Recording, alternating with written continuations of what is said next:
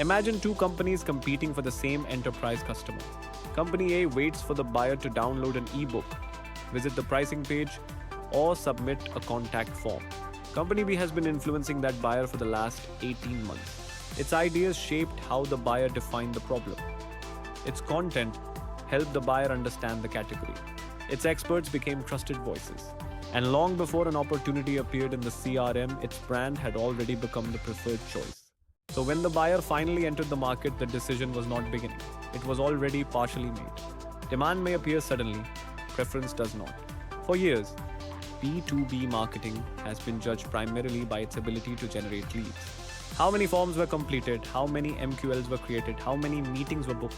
These metrics are useful, but they capture only the visible end of a much longer journey. By the time someone downloads a solution guide, compares vendors, or requests a demo, they may already have developed strong preferences. They may already believe one company understands their industry better. They may already trust one brand more than the others. They may even have mentally created their shortlist before marketing technology can identify them. Demand generation systems are usually designed to detect buyers after they become active. But strategic marketing must influence buyers before that activity becomes observable. Lead generation captures demand. Great marketing creates the conditions for demand. A strong preference creation system operates across three layers. They read analyst reports, they listen to podcasts. Layer 3, brand preference. Preference forms when buyers believe that one organization understands their world better than the alternatives. It is created through repeated, connected experiences. Understanding creates attention. Trust reduces risk. Preference shapes choice. They search questions without visiting a vendor website. Preference creation systems need additional signals. Are more buyers searching directly for the brand? Is the company being mentioned in the category conversations?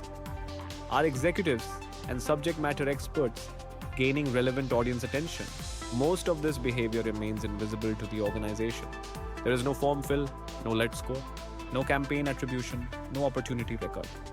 Yet this is where some of the most important decisions are being made. This is why marketing should be viewed as more than a lead generation engine. It should operate as a preference creation system. A preference creation system intentionally shapes how future buyers understand three things: the problem, the category, and the brands capable of solving it. It does not simply promote products. It creates language buyers use to describe their challenges. It introduces new possibilities for your strategic marketing vision. It educates the market about why existing approaches may no longer be sufficient. It builds trust through consistency, evidence, and expertise. And it creates familiarity before a commercial conversation begins.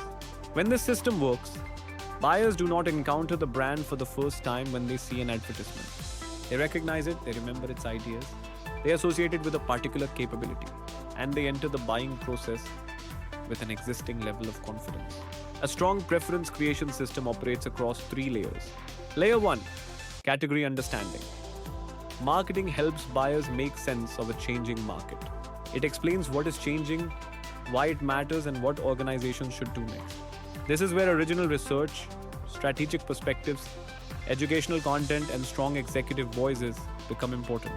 The brand becomes a guide, not simply a vendor. Layer 2, organizational trust. Buyers need to believe that the company can deliver what it promises. Trust is built through customer evidence, specialist expertise, transparent communication, consistent experiences, and credible proof. Every article, event, search result, employee interaction, and digital experience either strengthens or weakens that trust. Layer 3, brand preference. Preference forms when buyers believe that one organization understands their world better than the alternatives. It is not always created through a single campaign. It is created through repeated, connected experiences that reinforce a clear and valuable position. Understanding creates attention. Trust reduces risk. Preference shapes choice. On-screen text. Understanding creates attention. Trust reduces risk. Preference shapes choice. Measuring what happens before the lead. This shift also requires marketing leaders to rethink measurement.